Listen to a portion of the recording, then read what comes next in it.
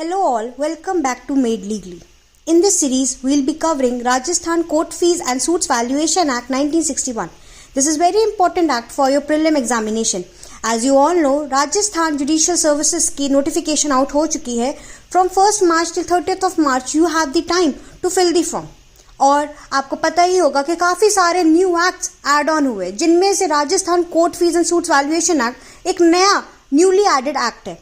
पहले तो ये एडीपीओ में एपीओ में राजस्थान के आता था. पहले 2018 के पहले राजस्थान कोर्ट फीस एक्ट आता था, बट उसके बाद इन्होंने किसी कारणवश आई डोंट नो इसको रिमूव कर दिया था. Now it has also included in this syllabus. There is a lot of change in the syllabus. Make sure before starting with the preparation you are aware of what all syllabus has changed, क्योंकि उस पर खास ध्यान देना पड़ेगा. Questions आने के उसमें हायर चांसेस हैं. Let's just start with the class. इस क्लास में हम सिर्फ और सिर्फ इम्पॉर्टेंट प्रोविजंस की ही बात करेंगे. Make sure you have the Bayer Act. If not the Bayer Act, you have the register in your hand so that you can write the important pointers then and there by itself. ठीक है, starting with the act. सबसे पहले एक चीज़ हम समझ लेते हैं. Rajasthan court fees, ये जो आपका 1961 का एक्ट है, इसको प्रेसिडेंट की असेंट मिली थी 26 अगस्त 1961 में. तो this is one of the, मतलब क्या कह सकते हैं आप, सिंपल क्वेश्चन होता है बट ट्रिकी क्वेश्चन हो जाता है, क्योंकि ये जो डेट्स होती हैं ज़्यादातर हम ह्यूमन ब्रेन नहीं याद रख पाते हैं. तो make sure you remember 26 August 1961 was the date जब ये कोर्ट फीस एक्ट की असेंट मिली थी. अब आप कैसे याद रखोगे? 1961 का एक्ट है तो 26, उससे आप थोड़ा बहुत याद रख सकते हैं. चलिए आगे बढ़ते हैं. इंपॉर्टेंट चीज पे ध्यान देंगे. एप्लीकेशन ऑफ द एक्ट देख लेते हैं. Section 2, the provision of this act shall not apply, very important, किधर अप्लाई नहीं करता है, टू डॉक्यूमेंट्स प्रेजेंटेड और to be presented before the officer serving under the central government. तो कौन से डॉक्यूमेंट्स में अप्लाई नहीं करेगा? जो कि आप प्रेजेंट कर रहे हो कहाँ पर? ऑफिसर, जो कि सेंट्रल गवर्नमेंट के ऑफिसर के बिफोर आप प्रेजेंट कर रहे हो तब. इसके अलावा बस इतना ही इंपॉर्टेंट है. आगे बढ़ते. डेफिनेशन क्लॉज में दो डेफिनेशन इंपॉर्टेंट है. एक तो अपील की डेफिनेशन, जो कि कहता है इट इंक्लूड्स क्रॉस ऑब्जेक्शन. तो any objection raise by the other party is also included in the term appeal. Very newly framed, ऐसा आप कहीं देखेंगे नहीं. आपने सीपीसी पढ़ा है, आपने सीआरपीसी पढ़ा है, हर जगह आपने अपील की डेफिनेशन देखी है, पर अपील की डेफिनेशन ये काफ़ी न्यू है कि cross objection includes your appeal itself. Court और प्रिस्क्राइब ज़्यादा नहीं ध्यान देने की जरूरत है. सीधे आ जाते हैं 4 में, जो कि expressions used and not defined. अगर कोई भी एक्सप्रेशन यूज्ड है पर डिफाइंड नहीं है इन दिस एक्ट, तो हम कहाँ जाएंगे? राजस्थान जनरल क्लॉजेस एक्ट 1955 को दे सकते हैं. एंड इफ नॉट, वहां पर भी डिफाइंड नहीं है, तब सीपीसी के हम प्रोविजंस पे ध्यान देंगे. तो ये दो चीजें याद रखिएगा, अपील की डेफिनेशन और expression used and not defined. Coming to the chapter 2, मैं आपको एक बात बता देती हूँ. इस पूरे एक्ट में, 1961 के एक्ट में अराउंड 74 सेक्शंस हैं, प्रोविजंस हैं, प्लस ये जो प्रोविजंस हैं ये 8 चैप्टर्स में डिवाइडेड है. सारे ही चैप्टर्स हमारे लिए इक्वली इंपॉर्टेंट है, बट कौन कौन से उसमें से प्रोविजन इंपॉर्टेंट है वो चीज़ हम इधर ध्यान रखेंगे. प्रीलिम का एग्जाम है, अगर मैं बात करूं कितने क्वेश्चंस एक्सपेक्टेड हो सकते हैं, तो आप मान लीजिए मैक्सिमम 3 to 4 क्वेश्चंस एक्सपेक्टेड है. पर 3 to 4 क्वेश्चंस भी आपके मेरिट लिस्ट में आपको या तो ला सकते हैं या तो आपको उधर से निकाल सकते हैं. तो अगर आपको मेरिट लिस्ट में जाना है, मेक श्योर कि आप कोई भी एक्ट को छोड़े ना, आप सारे एक्ट पे ध्यान दें. Now going ahead with chapter 2, which deals with liability to pay fees. Make sure you remember total numbers of chapters का नाम क्या है, heading of the chapter, जो मैं sections deal कर रही हूँ, make sure you remember the heading or the provision of that section number and section also. ठीक है, वो मैं आपको इस वीडियो में नहीं बताऊंगी कि ये याद करिए. जहाँ मुझे लगेगा ये खास याद रखना है तो वो मैं आपको बता दूंगी खुद से. Going ahead with section 4, levy of fee in courts and public offices. Simple सी बात कह रहा है कि अगर कोई भी डॉक्यूमेंट जिस पे चार्ज होना चाहिए, जो कि स्केड्यूल बात कर रहा है कि भाई इस पे अगर आपको डॉक्यूमेंट फाइल करना है तो इस पे आपको कोर्ट फीस पे करनी है, तो जब तक वो कोर्ट फीस पे नहीं होगी तब तक कोई भी डॉक्यूमेंट एक्सेप्टेबल नहीं होगा. Understood? No document which is chargeable with fee shall be filed, exhibited or recorded by any court including the high court, or be filed, exhibited or recorded by public officer unless in respect of such document there has been paid a fee of an amount not less than the indicated as chargeable under this act. Very simple. कोई भी अगर document में charge है तो वो पे करना है आपको, तभी वो एक्सेप्टेबल होगा किसी कोर्ट के थ्रू या पब्लिक ऑफिसर के थ्रू। कौन से डॉक्यूमेंट एग्जेम्प्टेड है? वो डॉक्यूमेंट एग्जेम्प्टेड है सेक्शन 2 बता रहा है, जो कि आप सेंट्रल गवर्नमेंट के पब्लिक ऑफिसर के सामने फाइल कर रहे हैं, वो एग्जेम्प्टेड है डॉक्यूमेंट्स, उस पर कोई ये आपका कोर्ट फीस एक्ट लागू नहीं होगा। Provided that whenever the filing or exhibition in a criminal court of a document in respect of which the proper fee has not been paid is in the opinion of the court necessary to prevent a failure of justice, nothing contained in section shall be deemed to prohibit such filing or exhibition। तो कोई ऐसा criminal courts के matter पे अगर court को लग रहा है कि भाई डॉक्यूमेंट पे फीस तो पे नहीं हुई है, पर इसका डॉक्यूमेंट का हमें क्या कहते हैं अटैचमेंट इज इंपॉर्टेंट, तो irrespective of what this section is स्टेटिंग court ये कर सकता है। पर ये किस पे लागू होगा? सिर्फ क्रिमिनल कोर्ट पे। चलिए 5, fees on documents inadvertently received. अब इसका मतलब होता है मिस्टेकनली, जहां पर हमने डॉक्यूमेंट तो मिस्टेकनली रिसीव कर लिया बट उस पर फीस पे नहीं हुई थी। अब आप लॉजिकली सोचिए, फीस पे नहीं हुई थी पर मिस्टेक है, मिस्टेक इन गुड फेथ हो गई है, कोर्ट ने या पब्लिक ऑफिसर ने उस डॉक्यूमेंट को रिसीव कर लिया विदाउट नोइंग कि भाई कोर्ट फीस पे हुई है कि नहीं, प्रॉपरली पे हुई है कि नहीं। तो यहाँ पर क्या किया जाएगा? ऐसे तो नहीं रिजेक्ट कर देंगे, गलती दोनों पार्टी की हुई है ना।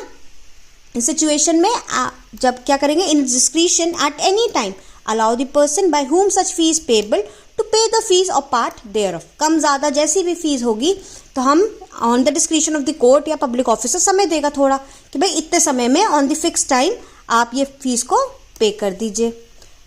अगर आप लॉ को विद लॉजिक समझेंगे it is easy to understand. Fine.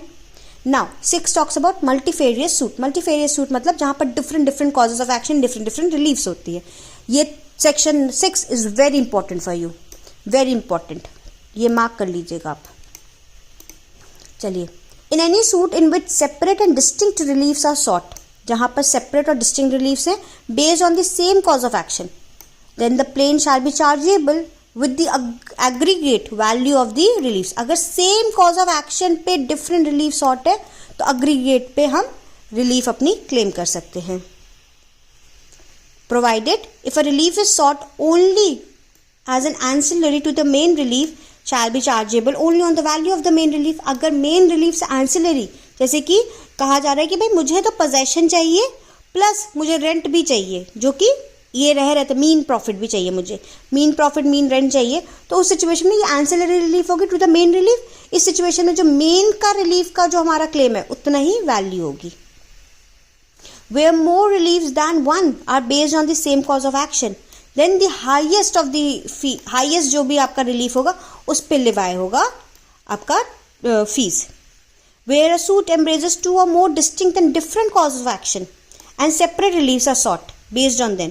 तो जब जहां डिफरेंट कॉज ऑफ एक्शन है, डिफरेंट रिलीव्स हो रही है, तब either alternatively or cumulatively the plaint shall be chargeable with the aggregate amount of the fees. Aggregate amount लगेगा उस पर, नो प्रॉब्लम, एक यही वर्ड याद रखिएगा, अग्रीगेट अमाउंट लगता है।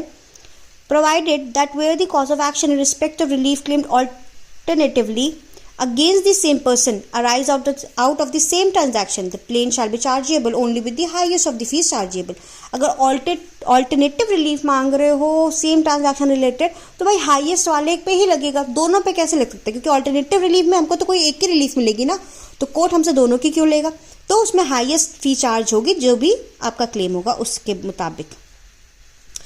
4 बहुत अच्छी बात कर रहे हैं, nothing in this subsection shall be deemed to apply to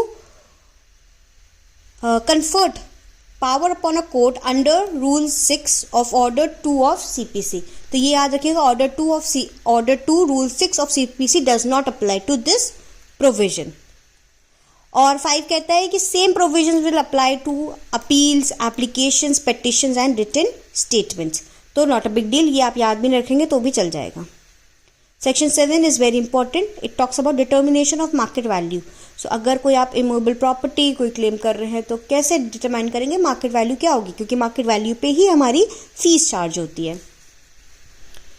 where the fee payable under this act depends on the market value of any property, such value shall be determined as on the date of presentation of the suit. Very important, जब आपकी date present हुई है उस दिन क्या market value हो वो हम वैसे डिटरमाइन करेंगे। तो मतलब सबसे पहला कि किस दिन से होना चाहिए, जिस दिन प्रॉपर्टी परचेज की थी तब की मार्केट वैल्यू कि अब की। तो कोर्ट कहता है कि लॉ कहता है यहाँ पर कि जिस दिन आपने सूट फाइल किया उस दिन क्या मार्केट वैल्यू थी, उस पर आपका डिटर्मिनेशन हो जाएगा।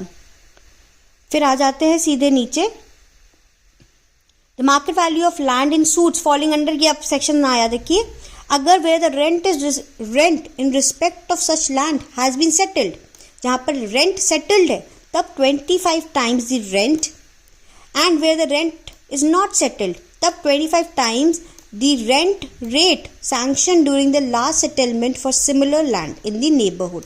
तो सिंपल कहा जा रहा है कि जहां पर मार्केट वैल्यू हम कैसे डिटरमाइन करेंगे, और इन बताया गया जो रेंट अगर सेटल्ड है, जैसे 1000 रुपये का मंथली रेंट चल रहा है, 25 टाइम्स दी रेंट, और अगर रेंट सेटल नहीं है, कुछ भी रेंट की कोई बात ही नहीं हुई है, कभी पे ही नहीं हुआ है, तो उसमें नेबरहुड में क्या रेंट सेटल्ड है, सेम प्रॉपर्टी रिलेटेड को लेके एरिया साइज एक जैसा हो, तो उस पर क्या सेटल्ड है, उसका 25 टाइम्स। तो याद रखिएगा 25 टाइम्स दोनों ही सिचुएशन में है, एक में उस पर्टिकुलर रेंट के ऊपर, एक नेबरहुड में रेंट के ऊपर।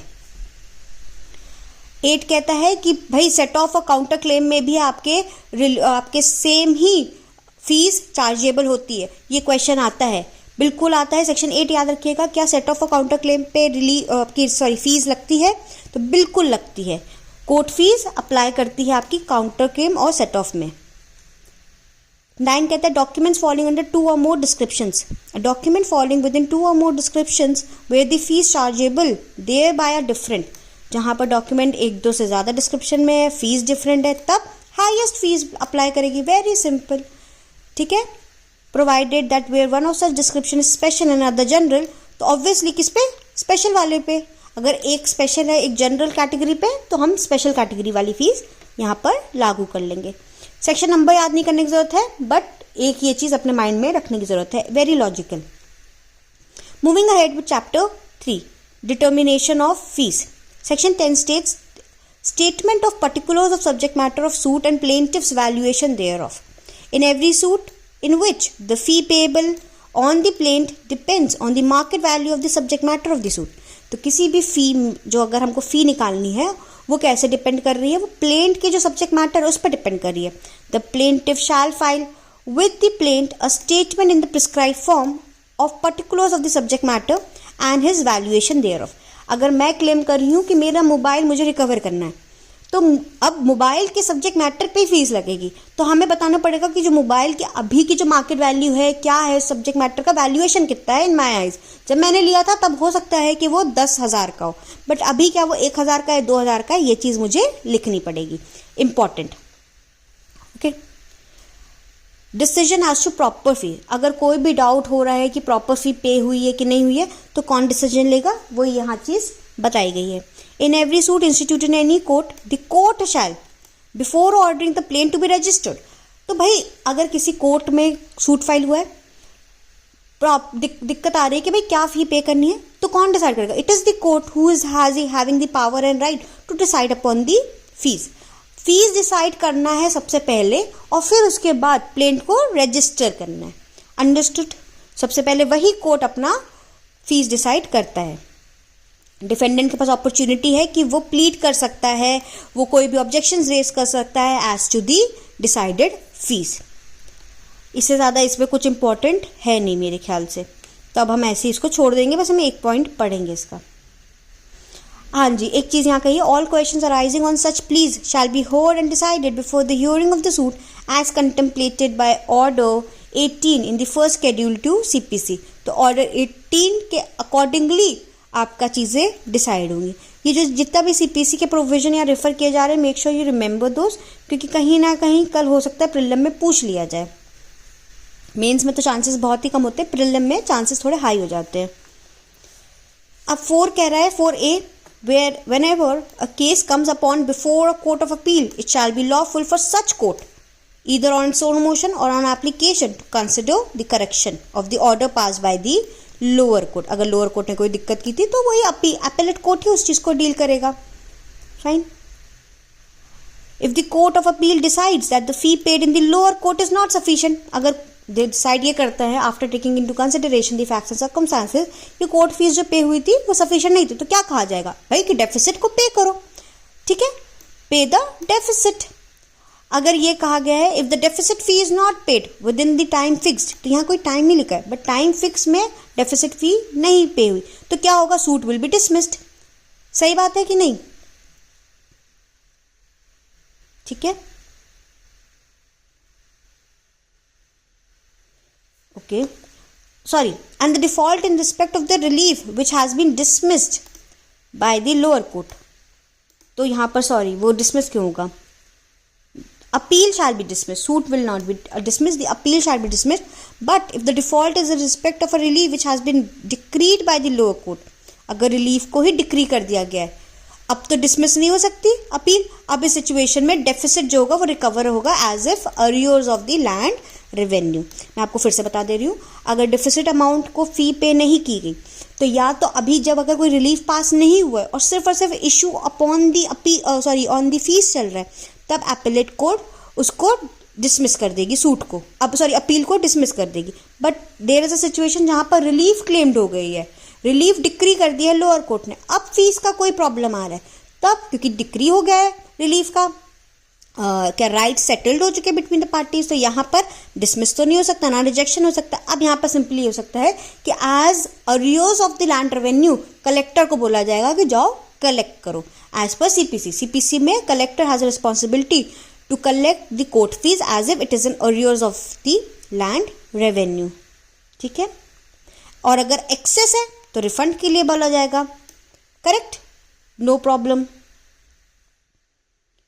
आगे आ जाते हैं, बस इतना सफिशिएंट है।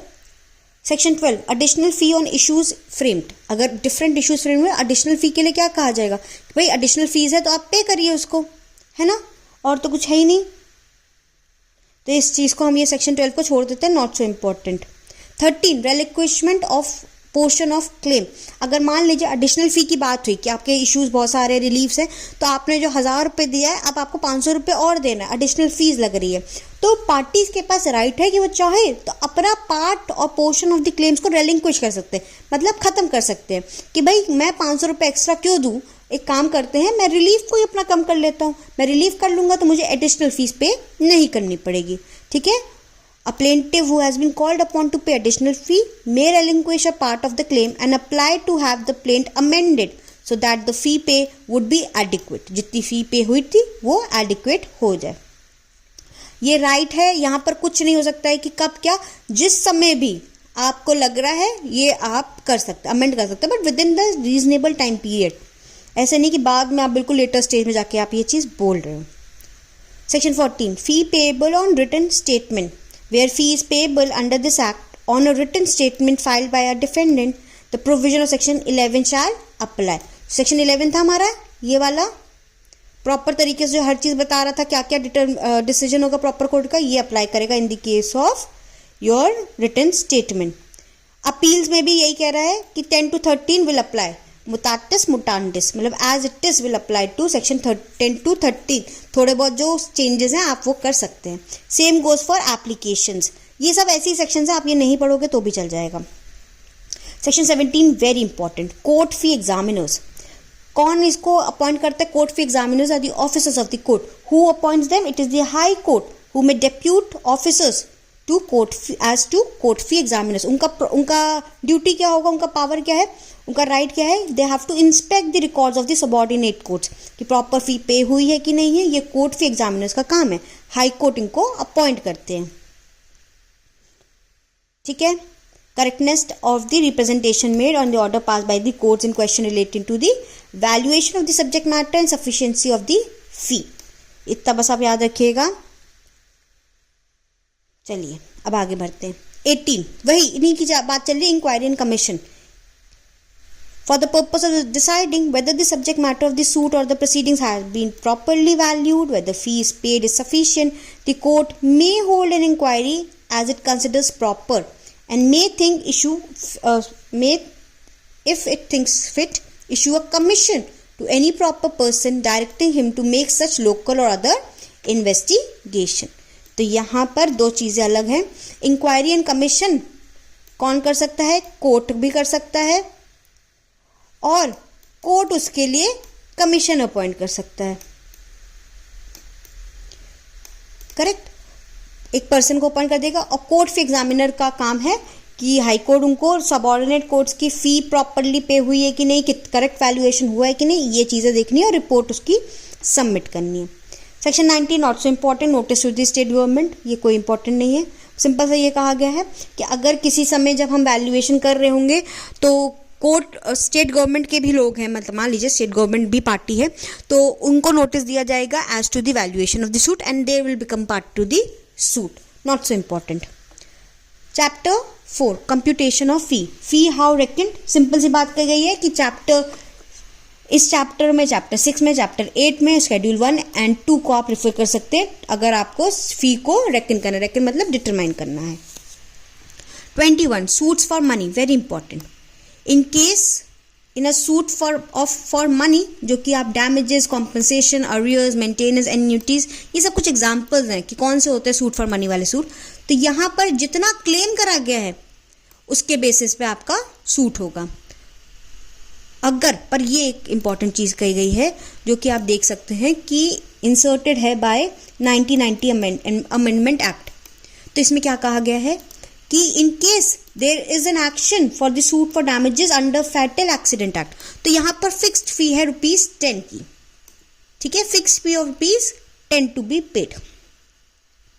22 suits for maintenance and annuities, in a suit hereinafter mentioned fee shall be computed as follows.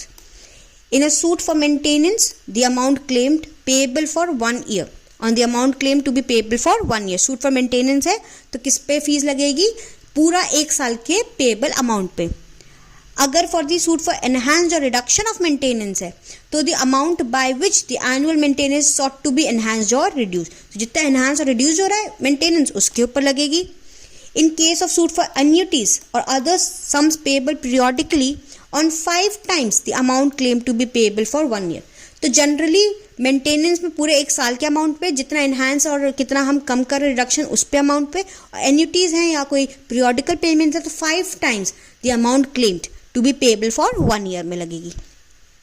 Provided where the annuity is payable for less than 5 years, the fee shall be commuted on the aggregate of the sum payable। चलिए इतना बस important है, अब आगे बढ़ते हैं। Suits for movable property 23, अगर कोई सूट है मूवेबल प्रॉपर्टी की other than the document of title, document of title के बिना कोई और मूवेबल प्रॉपर्टी है, तो जितना सब्जेक्ट मैटर है वही जो इमूवेबल का था, सब्जेक्ट मैटर जितना है मार्केट वैल्यू के हिसाब से उतना। अगर सब्जेक्ट मैटर में कोई मार्केट वैल्यू ही नहीं है तो देन कैसे कम्यूट होगा, जितना रिलीफ सॉर्ट हुआ है उस चीज़ के रिगार्डिंग, ठीक है। सब्जेक्ट मैटर है तो मार्केट वैल्यू, सब्जेक्ट मैटर की कोई वैल्यू नहीं, सब्जेक्ट मैटर में हो सकता है ना कभी कभी इमोशनल कनेक्ट वाली चीज़ें होती हैं जिसमें से सारे कहते हैं कि डैमेजेस को या हम कोई भी कॉम्पनसेशन को यहाँ पर वैल्यूएट नहीं कर सकते, कितना सब्जेक्ट मैटर की वैल्यू है हम नहीं कर सकते। जैसे मान लेते मेरी मदर के कोई बहुत पुरानी वॉच है, जैसे कि आपके उसमें 3 इडियट्स में था जो करीना कपूर एक वॉच पहनी थी, बहुत पुरानी वॉच थी, तो उसका कोई आज उसका कोई मोल नहीं है, मेरे लिए वो करोड़ों की है, किसी और पर्सन के लिए 100 रुपये की हो सकती है, ठीक है। उस सिचुएशन में जितना मैं रिलीफ सॉर्ट कर रही होंगी। 2 in case of a suit for possession of document of title, fee shall be computed 1/4 of the amount of the market value of the property secured by the document। तो possession अगर मैं ले रही हूँ कोई document of title का, कभी कभी document of title दे दिए जाते हैं mortgage के लिए पर्पस के लिए, या हमने बैंक से लोन लिया तो हमने उनको दे दिया, mortgage उधर भी करा जाता है। तो इस सिचुएशन में अगर मैं possession वापस ले रही हूँ अपने document of title का, तो 1/4 of the amount or of the market value of the property। Where the plaintiff alleges denial of the plaintiff's title to the money or to money secured by the document, or where an issue is framed regarding the plaintiff's title to the money or on the property secured by the document, provided that where the allegation in the plaint in the issue framed relates only to the portion of the this जो भी है तो 1/4 ही लगेगा। Same वही चीज़ same है, market value के accordingly या आपके अमाउंट क्लेम के अकॉर्डिंगली 1/4 ही यहाँ पर क्लेम होता है।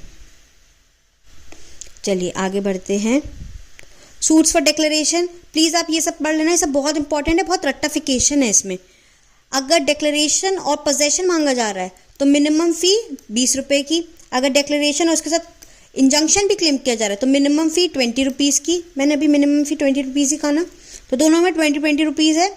जहाँ पर प्लेंटिव एक्सक्लूसिव राइट मांग रहा है to sell, print etcetera etcetera, तब मिनिमम फी होगी 40 रुपीज़। जहाँ पर डिक्लेरेशन कराया जा रहा है एज टू एनी प्रॉपर्टी, और जहाँ पर कोई कॉन्सिक्वेंशियल रिलीफ प्रे नहीं की गई है, तब as to the market value of the property subject to the minimum of 20 rupees. जहाँ पर subject matter of the suit is capable of valuation और not, fee shall be computed on the amount at which the relief sought is valued in the plaint subject to the minimum of 25 rupees. Adoption की situation में please make sure कि you remember adoption suits, you remember declaration suits, you remember movable property, immovable property and everything. ये बहुत important part है आपका, सबसे important chapter आपका यही है।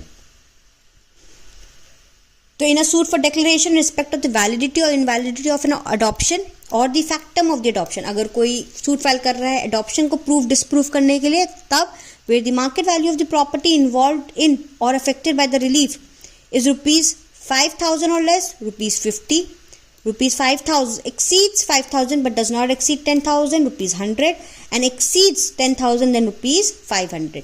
ठीक है, 500 या 500 से कम है तो 50 रुपये, 5,000 से कम है या 5,000 की है तो 50 रुपये, 5,000 से 10,000 तक की है तो 100 रुपये, और एक्सीडिंग 10,000 है तो 500 rupees. Important, make sure you remember this thing. आपके में ऐसे मैच द फॉलोइंग करने के लिए, करेक्ट ऑप्शन मार्क करने के लिए ऐसे क्वेश्चंस आ सकते हैं। सूट्स फॉर इंजंक्शन के सिचुएशन में देख लीजिए, अगर सूट फॉर इंजंक्शन कोई इमूवेबल प्रॉपर्टी रिलेटेड है, तब computed 1/2 of the market value of the property और ₹300 विच एवर इज हायर। अगर एक्सक्लूसिव राइट क्लेम करने के लिए, इन्फ्रिंजमेंट एक्सेट्रा के लिए, तब वही जितना वैल्यू ऑफ द प्लेंट में मांगा गया या और ₹500 whichever is higher. In any other case with the subject matter of the suit has a market value और not, fee shall be computed on the amount of relief valued in the plaint और ₹400 which ever is higher. अभी इसमें देखिए हर में अलग अलग है और कितना सारे हमको याद रखने हैं। मेक श्योर आप सब सेक्शंस के लिए एक एक क्या कहते हैं चार्ट फॉर्म बना लें या ब्लॉक्स में लिख लें, वो ज़्यादा अच्छा रहेगा। इमूवेबल प्रॉपर्टी है तो 1/2 और या तो 300 रुपीज़। अगर एक्सक्लूसिव राइट है तो according to the relief claim या 500 रुपीज़। अगर कोई और है तो या तो मार्केट वैल्यू अकॉर्डिंग जितना प्लेंट में वैल्यू करा गया वो, या तो 400 रुपीज़।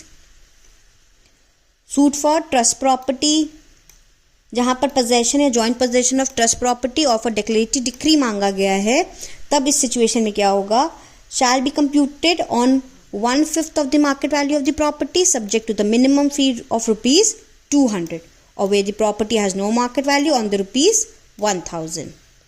याद रखिएगा, ये सब चीज़ें लिख लो। ये सब कुछ ऐसी चीज़ें हैं मैं आपको रटवा नहीं सकती ना, इसका कोई बेसिस है। क्यों है 100, क्यों नहीं है 200? That is legislative discretion, that is nothing but the legislative discretion. There is no reason behind this much of amount, why 1,000, why ₹10, there is no such reason for the same. Now section 28 suits for possession under SRA। अगर कोई suit for possession है of immovable property under section 9 of SRA, fee shall be computed on 1/2 of the subject matter of the value or 200 rupees whichever is higher. Suit for possession not otherwise provided है, तब on this subject matter या तो minimum fee of ₹20 होगा। Suit for ईसमेंट है तो वही same subject matter की value के अकॉर्डिंगली या नॉट लेस देन ₹200।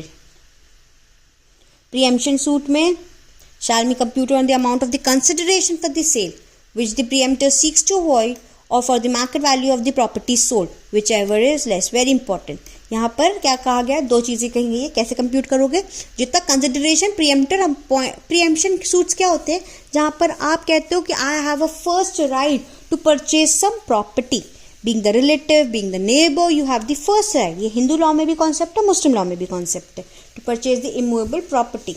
तो fee shall be computed on the amount of the consideration for the sale which the preemptor seeks to avoid. तो consideration of the sale जो है, जितना amount वो claim कर रहे हैं उसको अवॉइड करने के लिए उतना आप फीस उस पर दे सकते हो या तो market value of the property sold पे।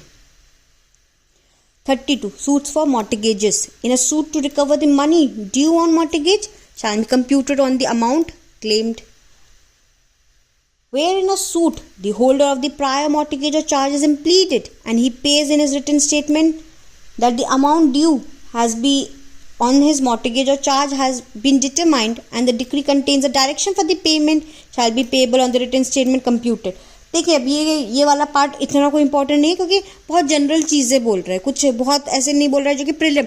जब भी आप कोई प्रोविजन पढ़े मेक श्योर यू थिंक यार इससे प्रीलिम का क्वेश्चन बन पाएगा कि नहीं.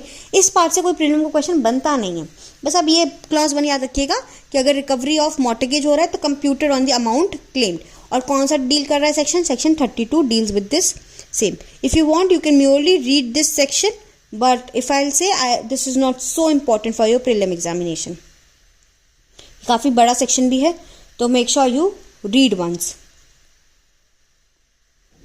सूट्स फॉर अकाउंट सिंपल वैसे ही चीजें हैं जो कि इतने इंपॉर्टेंट नहीं है, फिर भी हम एक बार पढ़ लेते हैं. सेक्शन 33 याद रखिएगा कि सूट्स फॉर अकाउंट के लिए shall B computer on the amount sued for as estimated in the plaint. अब वही चीज है, एडिशनल फी नहीं हुई तो भाई फी एक्सटेंड किया जाएगा. नॉट सो इम्पॉर्टेंट, बस ऊपर वाला एक प्रोविजन याद कर लीजिएगा. 34 suits for dissolution of partnership. तो इसमें value of the plaintiff share in the partnership as estimated by the plaintiff accordingly fee determine होगी. जहां पर value of the plaintiff share in the suit exceeds the value as estimated in the plaint, no decree, or where there has been a preliminary decree, no final decree shall be passed in the favor of plaintiff.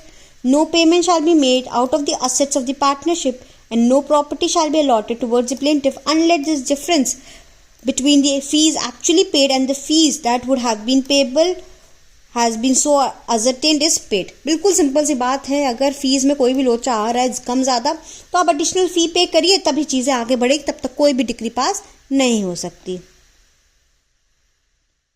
वही चीज कही गई है, no final degree shall be pass etcetera etcetera until the fee computed of the share has been paid. Simple सी बात है, इतना ज्यादा कुछ नहीं. बस आप आगे सबसे ऊपर याद रखिएगा कंप्यूटेड कैसे होगा पार्टनरशिप के डिसोल्यूशन में. Value of the plaintiff share in the partnership as estimated by the plaintiff itself. Okay, defendant के एस्टिमेशन से कोई काम नहीं चलेगा. 35 partition suit. In a suit for partition and separate possession of a share in a joint family property और of a property owned jointly or in common by a plaintiff who has been excluded from possession shall be computed from the subject matter of the plaintiff's share in the property. Partition suit में computed कैसे होगा? Market value of the plaintiff share का ही accordingly होगा. जहां पर partition and separate possession मांग रहा है of the joint family property, पहले वाले में क्या था? Partition and separate possession of the share in the joint family. इसमें भी वही चीज है. By a plaintiff who in joint possession of such property. Fee shall be computed on the following rates. कैसे rates हैं?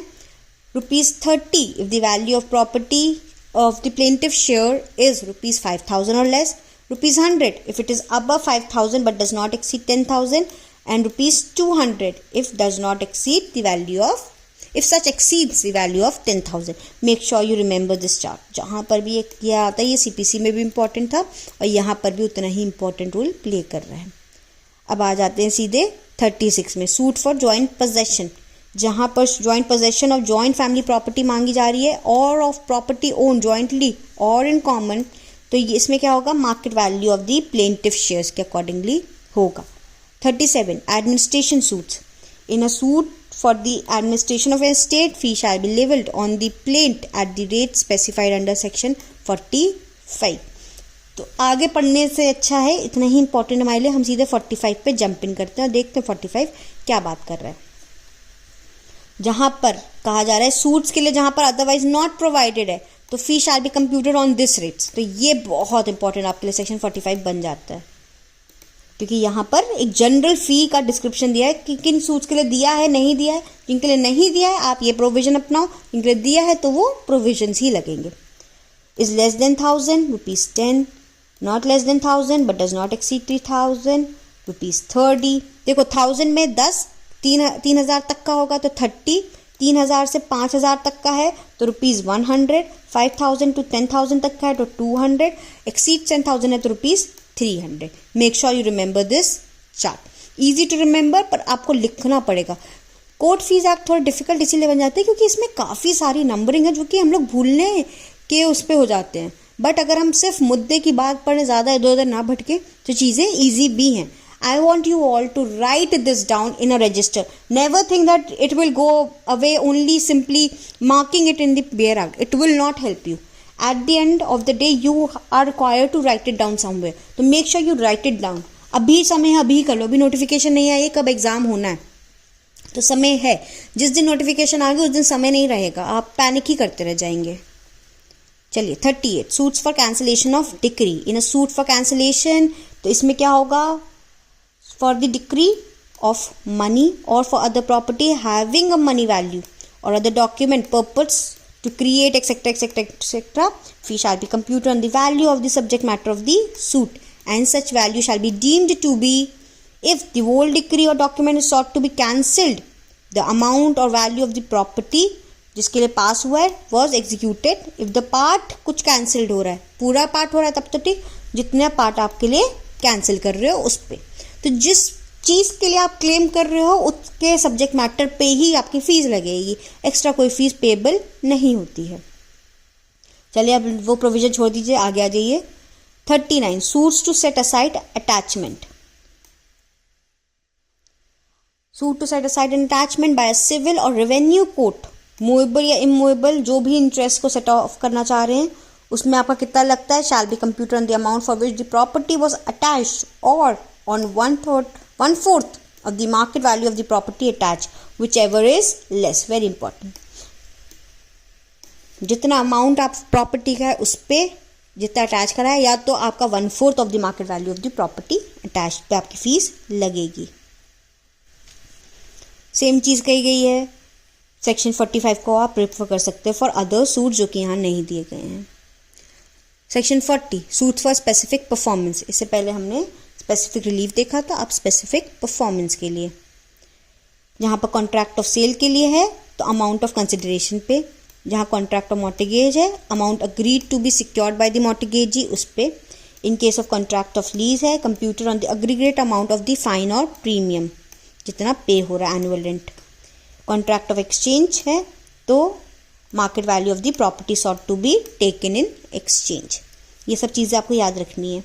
इन अदर केसेस हैं तब where the consideration for the promise sought to be has a market value computed on the such, हाँ ठीक है। कोई other cases है तो मार्केट वैल्यू पे ही कंसिडरेशन पे आपके ये चीज़ लग जाएगी।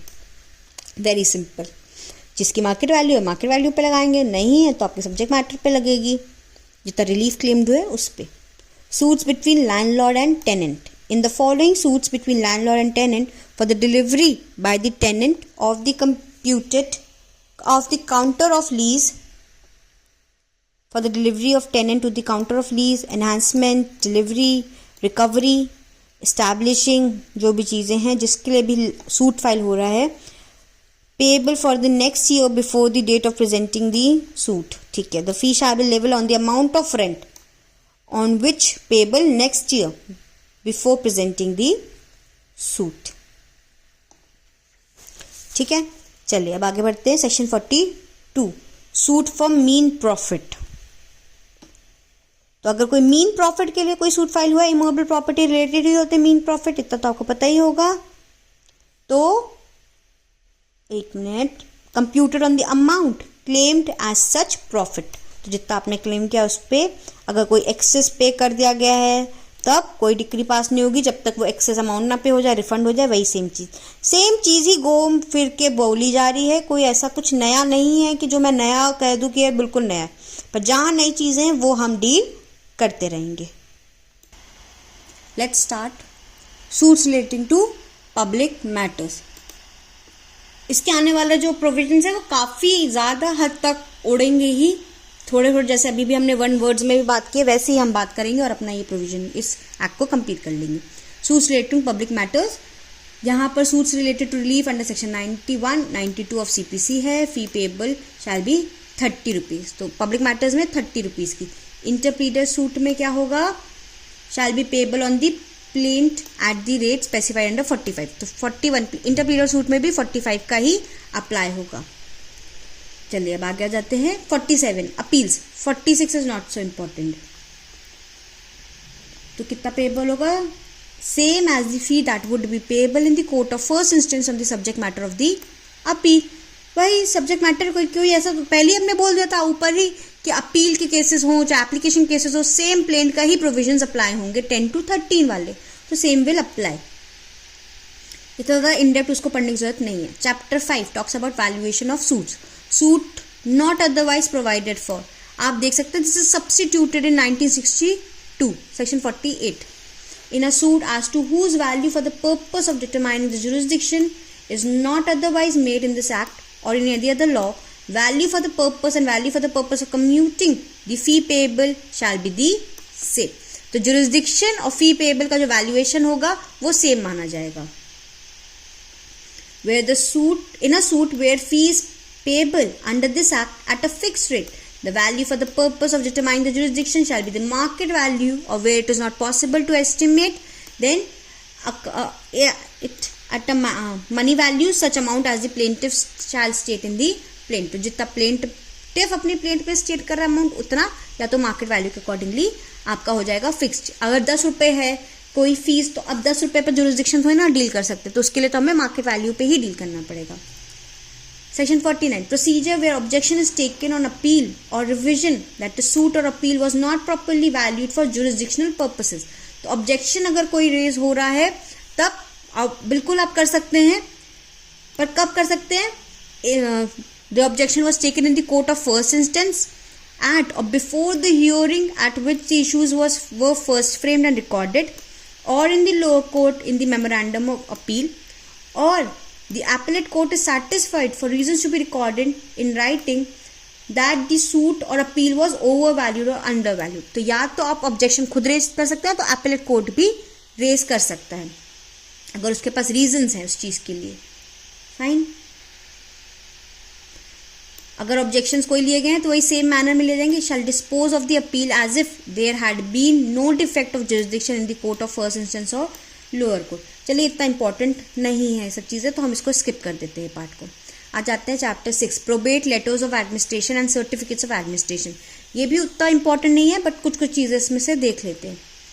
Section 50 talks about application for probate or letters of administration. Every application for the grant of probate or letters of administration shall be accompanied by a valuation of the estate in duplicate in the form set forth in part 1 of Schedule 3। बस ये याद रखना probate का matter है या letter of administration का matter है तो आपको उसके साथ साथ वैल्यूएशन ऑफ द एस्टेट भी देना है जो कि बताया गया है पार्ट 1 ऑफ Schedule 3 में। फाइन। 50 आप याद रखिएगा, सेक्शन नंबर भी सेक्शन नंबर पूछे जाते हैं। लिवाय ऑफ फी, कितना फी चार्जेबल होगा? जितना calculated as per the rate prescribed under article 6। Where the application is made within 1 year of the date of death, तब market value of the estate. जहां पर application made after the expiry of 1 year तब market value of the estate on the date of application. 1 साल के भी अंदर आपने कोई एप्लीकेशन फाइल की है डेथ के तब तो market value of such on such date जितना एस्टेट है, वरना on the date of application. इतना ही इंपॉर्टेंट है और ज्यादा कुछ इंपॉर्टेंट नहीं है। एक्सप्लेनेशन को हम स्किप कर सकते हैं। 52 को स्किप कर दीजिए। 53 relief in cases of several, ये स्किप कर दो आप। 54 inquiry by the collector. The collector to whom a copy of the application of the valuation has been sent। जहां पर भाई हम वैल्यूएशन तो डुप्लीकेट कर रहे हैं ना, लगा ही रहे हैं अपने प्रोबेट और लेटर ऑफ एडमिनिस्ट्रेशन के साथ, तो वहां पर हम कलेक्टर को देते हैं कि भाई इंक्वायरी करो कि सही वैल्यूएशन प्लेंटिफ ने लगाई है कि नहीं, नथिंग एल्स। तो यहाँ पर कौन उसकी वैल्यूएशन करता है? इंक्वायरी, सॉरी उसकी कौन इंक्वायरी करता है करेक्ट वैल्यूएशन की? कलेक्टर करता है। तो बस ये आप याद रखना कि section 54 talks about inquiry by the collector as to the valuation, nothing else is important over here। चलिए 55 भी स्किप कर सकते हैं। क्या लिखा है? Where too low a fee has been paid. अगर टू लो है तो हम कहेंगे भाई पे करो, तो यहाँ पर चीजें हम जरा पढ़ लेते हैं। If any executive acting under the probate और letters apply to the collector in the form and page within 6 months from the discovery of the mistake और any effect not taken belong. 6 महीने के अंदर पे कर दे तब तो ठीक, वरना फिर देख लीजिए क्या होगा। तो इतना ज़्यादा कुछ इंपॉर्टेंट ये भी नहीं पार्ट है, बस 6 महीने का याद रखिएगा। 57 नॉट इम्पॉर्टेंट, जहाँ पर 2 हाई है तो रिफंड हो जाएगा, और क्या होगा भाई, है ना, 2 हाई अमाउंट है तो रिफंड कर देंगे, 2 लेस है तो हम कहेंगे भाई पे करिए, तभी हम आगे आपकी कोई डिग्री पास करेंगे, कोई भी हम चीज़ें पास करेंगे।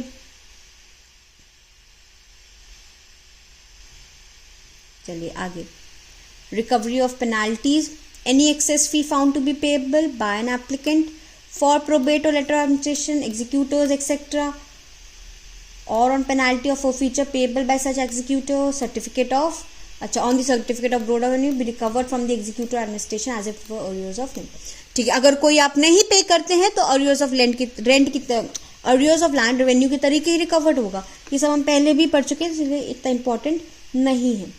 Powers of board of revenue, the powers and duties of the collector under this chapter shall be subject to the control of board of revenues, याद रखिएगा। चलिए आ जाते हैं chapter 7, that is the last second chapter, refunds and remissions. उतना कोई important नहीं है, पर जहां जहां इंपॉर्टेंट होगा हम बस हेडिंग याद रखिएगा आप कि रिफंड हो जाएगा इन case of rejection of plaint, refund हो जाएगा इन केस ऑफ रिमांड, रिफंड हो जाएगा आपका इन case of ground of mistake है। पर 64 इज इम्पॉर्टेंट, ये लिस्ट पूरी बहुत बड़ी सी सेक्शन है, तो आपको मैं चाहूंगी कि आप ये खुद से इसको पढ़ ले, कौन कौन से डॉक्यूमेंट एग्जेम्प्टेड है फ्रॉम बीइंग चार्ज्ड। एक तो हमने पढ़ लिया सेक्शन 2, जो कि कह ही रहा है कि भाई प्रोविजन ही नहीं अप्लाई करेगा to the documents which are filed before the officers of central government, और कौन कौन से डॉक्यूमेंट एग्जेम्प्टेड हैं वो आप प्लीज इसको पूरा पढ़ लीजिएगा। क्वेश्चन इस पर आता है, बिल्कुल आएगा आपके पास, तो make sure you remember those things. चलिए, किसके पास पावर है टू रिड्यूस और remit fees? State government has the power to do. Who has the power to exempt fees? It is the state government who has the power. Fine, अब आ जाते हैं last chapter में, that is miscellaneous, very important section 66। कहता है collection of fees by stamps. कैसे आप collect करेंगे fees? Through stamping. All fees chargeable shall be collected by stamps. इससे ज्यादा कुछ नहीं पढ़ना है, आगे आ जाते हैं। अमेंडेड अगर डॉक्यूमेंट करा गया है तो उसमें कोई भी इम्पोज फ्रेश स्टैम्प नहीं होगा, that is not necessary, very important. 66 बात कर रहा है collection of fees through stamp. 67 कह रहा है अमेंडेड डॉक्यूमेंट करा है, आपने कोई भी करेक्शन की है तो it is not necessary for to impose fresh stamping. Collection of stamp 68 में दिया गया है, no document requiring a stamp shall be filed और acted upon in any proceeding in a court और office until the stamp has been cancel. जिस document में जरूरी नहीं है स्टैम्प, उसको हम कैंसिल कराएंगे तब भी हम उसको ले सकते हैं। 69 नॉट सो इम्पॉर्टेंट। 70 बात करें पेनाल्टी की, any person appointed to sell stamps who disobeys any rule. जिन भी पर्सन को अपॉइंट करा गया टू सेल दी स्टैम्प्स, अगर वो डिसोबे कर रहे हैं, कुछ भी ऐसी घपला कर रहे हैं, तो उसके लिए shall be punishable with imprisonment for a term which may extend to 6 months और with a fine which may extend to 500 rupees और विद बोथ। 70 सेक्शन याद रखना है, penalty upon the person who are selling and doing some wrong in it, तो उनकी imprisonment है जो कि एक्सटेंड करेगी 6 months और अ फाइन जो कि 500 रुपये या बोथ हो सकता है। 71, 72, 73 बात कर रहा है किन किन के पास रूल्स ऑफ पावर है to make the rules. It is the high court, state government, board of revenues, इन सबके पास पावर है टू मेक द रूल्स। 74 बात कर रहा है रिपील एंड सेविंग की। ये आपके लिए पहले भी मैंने देखे हैं, माइनर लॉ से राजस्थान में रिपील से क्वेश्चन आ जाते हैं, तो make sure you remember. Rajasthan court fees act adoption ordinance 1950 का, राजस्थान सूट वैल्यूएशन एक्ट 1958 का, ये दोनों रिपील्ड हो गए हैं और अब राजस्थान जनरल क्लॉजेज एक्ट पे अप्लाई होगा। ठीक है, ये अप्लाई करेगा, बट ये दोनों आपके प्रोविजंस रिपील हो गए। 1950, 1958 के प्रोविजंस रिपील्ड है। And with this we end our session of today. I hope this was some knowledgeable session. मैंने बहुत शॉर्ट में इन क्रक्स मैंने कोशिश की है कि विद इन 45 to 50 minutes आपका ये पूरा एक चैप्टर कवर हो जाए। I did my best, not skipping most important provisions. Section number याद रखने हैं आपको, प्लीज चार्ट फॉर्म में ही इसको पढ़ना है। ये मत सोचिएगा बेराक में मार्क करने से हो जाएगा, नहीं हो पाएगा। चार्ट फॉर्म में मार्क करिए, फिर आपको प्रीवियस ईयर क्वेश्चंस मिल जाएंगे राजस्थान के या कोर्ट फीस एक्ट के, तो आप प्लीज इसको लगाइए। एंड और अपना कमेंट सेक्शन खुला हुआ है जिसपे आप अपने व्यूज दे सकते हैं। If you have any doubts, if you feel there was some lacking in the subject, anything you can just comment. If you have any doubt, I'll be always available to help you in this scenario. Thank you so much, and with this I'll end the session. Please make sure that you subscribe to the channel and press the bell icon.